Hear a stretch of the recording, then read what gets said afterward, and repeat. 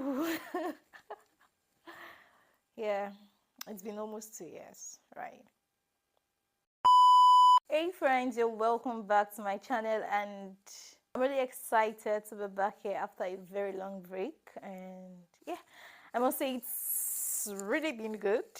To be honest, this kind of break are really necessary for you to reset, um, refocus, and just focus on yourself. You do whatever it's needed to get your life, together, to keep you focused and on track, even if it means taking some long break that is beneficial to you in the long run. But anyways, that's like this summary of where I've been and what I've been up to. I've really been doing me, focusing on myself, on those around me, and yeah, and it's really been good, really been amazing. And yeah, today I want to share my Erasmus experience so far. Woo! Interesting. Interesting thing to say is the Erasmus phase of my life is gradually coming to an end. It's my last semester as an Erasmus Mundus scholar, and I'm currently working on my final thesis. I must say it's been an amazing 18 to 19 months thereabout, because I have about 4 months left to the end of my program. And yeah, it's been an interesting journey, a mixed one, filled with mixed feelings, new experiences. It's been super amazing. But yes, I'm not just here to tell you about all the amazing part, because then when you get into the program, you get to experience all of it yourself first. And I just want to share my experience so far, the good, the bad, the ugly. So, like everything else in life, there's the excitement phase, and there's just the low phase where you're just, and everything is just like so plain, and you're like, oh my god, can we just get this done with already? And there's a part where you're just so excited because you're meeting new people, you're trying new things, and well, I must say I've experienced all the phases. I don't know what the next 4 months hold. I don't know what phase I'm going to experience in the next 4 months. But I think for the most part of it, I've experienced the part where I've been really excited. I've experienced the part where I've been kind of down and just bored. And I just want to go home. I just want to get this done. And yeah, so the first thing, like I said, is the excitement, especially for someone like me that before this program, I've never been outside of my country, Nigeria. I've always been in Nigeria, visited a few states in Nigeria, but never been, not even to any other African country. But then it's my first experience traveling out of the country. So a lot of things just look so fascinating, fascinated by the system, by the difference in culture, the culture shock in all the countries, the behavior of the people, that excitement of getting to meet new people, make new friends, trying new things. I explored all I could. I mean, I explored as much as I could in terms of food, in terms of mixing with people. I tried to explore as much as possible, even though I didn't explore as much as some other friends, but I know I tried. I tried as much as I could.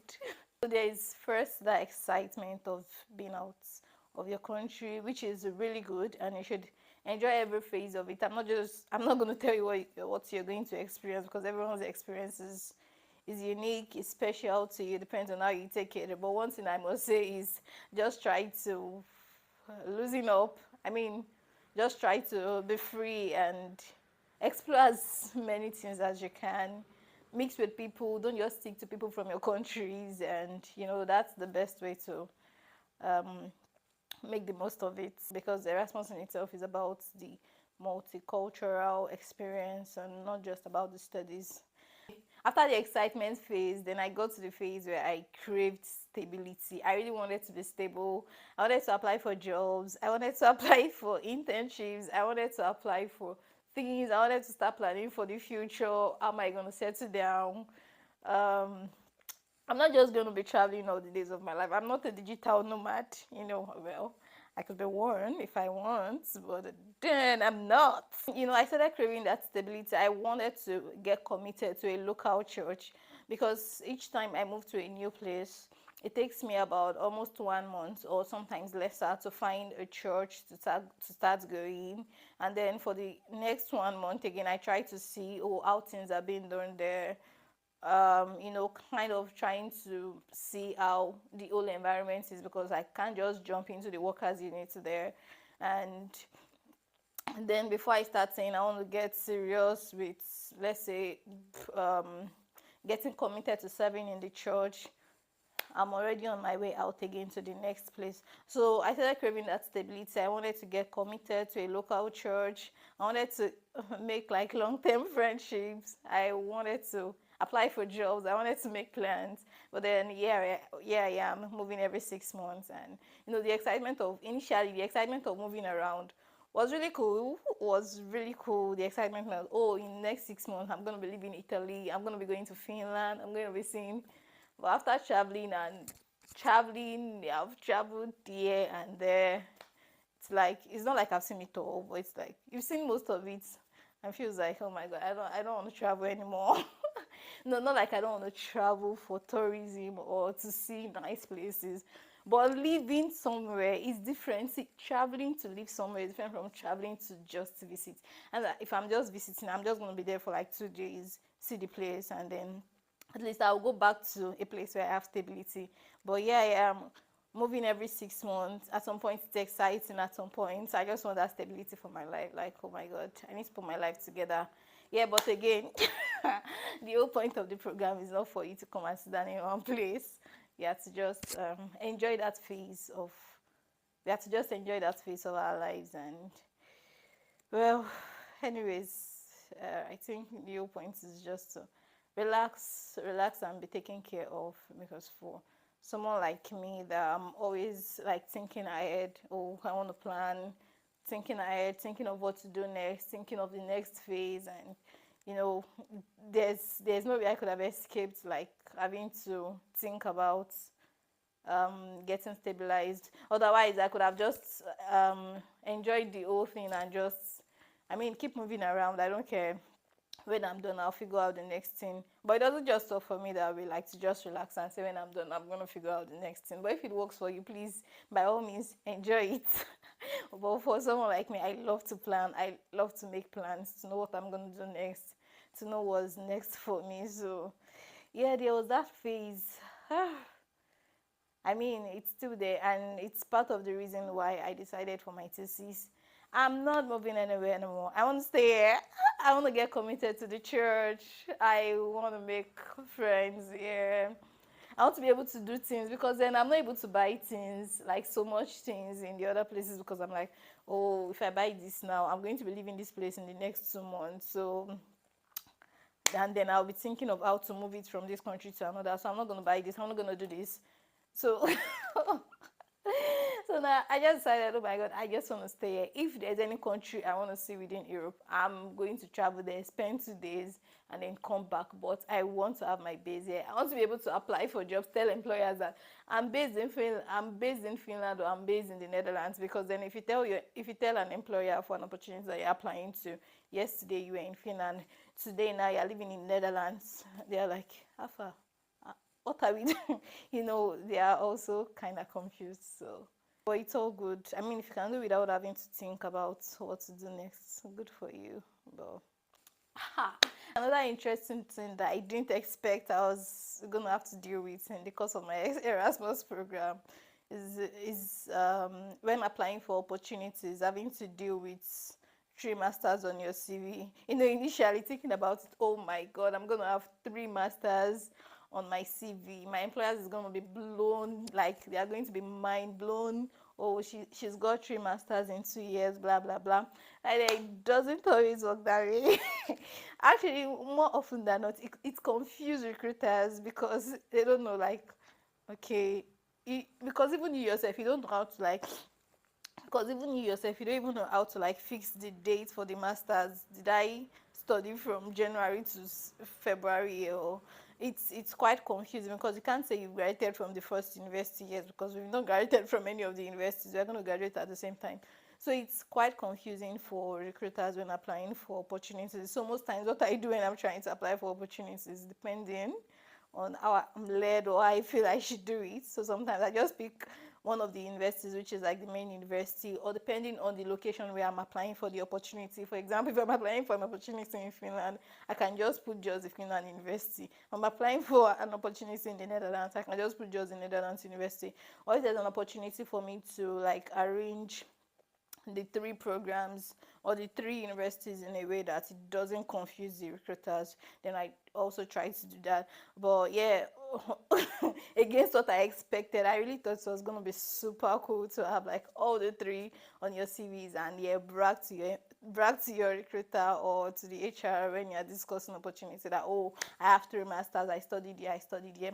Yeah, they can tell you wow, but then in the corner of their mind, they're kind of confused, like, Alpha, where are you gonna go? Like, where are you exactly? Alpha, you know? Yeah, so there's also that and having to deal with that, but it's all good. And yes, there's also having to do with the fact that at some point I got tired of traveling for real, not just traveling and moving for my program like from one place to another, but traveling to see the different countries because we are in the Schengen zone, right? And you can visit like about 20 countries visa free within Europe because of your residence permit, because of your Schengen residence permit. But at some point I just got tired because then we visited like most of the countries with friends, solo traveling and all of that. And then just like, oh, I'm tired because then at some point it starts looking like some of the countries even look alike. What's there? There's a city center, there's some museum somewhere, there's a garden somewhere, and just get bored of traveling and seeing all the old things. I'm like, okay, I don't want to travel anymore. Can I just sit at home? But I think some of my friends still enjoy traveling and still enjoy moving around. But for me, I'm just like, I'm done, I'm tired. So those of us that when we have never traveled out of our homes or when we have never left our home, we say, my hobby is traveling. My hobby is traveling. When you actually get to travel, that's when you get to know if your hobby is actually traveling or not. I love to travel. I love to explore new things, like repetitive, because then this country looks like this country. The difference is just small, maybe in the train system or like it gets boring and then I'm like, it's hobbies to my traveling, but I'm not sure if hobbies to my traveling. I think I have a different hobby that I need to discover. Because it's now getting bored. Okay, maybe if I go to an entirely different place, maybe if I visit the US, I've never been to the US, so maybe if I visit the US it's going to look different and then I'm going to get excited or thrilled at traveling again. But for now, within this Europe, I'm done. But there are still lots of places I'm here to visit anyways, but I can't. I don't know, but at some point it just feels like doesn't freak me anymore. And yes, the final word that I have to deal with at some point, it gets, I don't know, it gets boring. It gets boring at some point, no matter how much you or how much I try to deny that, it gets boring at some point because most times when you make friends in the course of the program, because you're together most times for a short period of time, well, sometimes you are lucky to be able to make like a long lasting friendship, but most times like you just make friends to have fun, to just chill, hang around, let's just go and like you don't really get time to like make like a deep, deep friendship that you can really share things with people deeply and all of that. I don't know how people do that in a very like fast and in a very short time. I don't build like a deep friendship within very short period like that. It takes me time to get to know someone, to get to learn about them, and to yeah, we can be like casual friends for some time, but for us to like be actually close, it takes personally, it takes me time. So I'm not really able to make like deep friendship. Oh, I'm able to make one. Oh my god, I have a soul sister, come on now. And that was from Italy, but since then I've not really been able to make like deep, deep friendships like that. Yeah, I made a friend also in Finland, which was really good. I think in here I've been most reserved here. I don't really go out so much anymore, and like getting to meet people, because then you just want to meet people to have fun. Let's just hang out. And we go and spend all our money, finish, and I come back and be looking at the ceiling and all of that. But after all the old fun and you're back in your shell, you're back in your room all by yourself, and then you have to think about your life all alone because you don't get to share deep things with your friends because I mean you guys are just there to have fun, so you're back to your room alone to carry your burdens and bother about your life all by yourself. Yeah, maybe some people found their way around that, but I mean that's been my experience so far. Woo! But I must say, it's worth it. Oh my God, it's been worth the journey, the ups, the downs, the lows. Oh my God, the times where I didn't like the course we were taking, and just like, oh my God, what am I doing here? Should I even be here? Can we just end this master's thing already? I want to go home. Like, uh, but it's been worth it. It's been worth every step of it. Meeting people, trying new things, experiencing new things, and feeling the lows and the downs as well. It's been good. So if you're still hesitating about applying for the program, or you're like, should I go or should I not go? Even if you want to go back to your own country after the program, it's worth the experience. It's really worth the experience, and it's worth, enjoying every bit of it. So I would say it's worth the application time. I know applying for the program itself is tiring. It can get so boring. Oh, I'm tired of writing motivation letters or statement of purpose. But the experience is worth it, I must say. Woo, that's been my Erasmus journey so far. And yeah, I'm looking forward to the rest of the journey and to the next phase. Cheers to what the future brings, and I trust God. I trust the one that holds my future. I know He has the best and the best in store for me, and I'm really excited about what the future holds and what God has in store for me.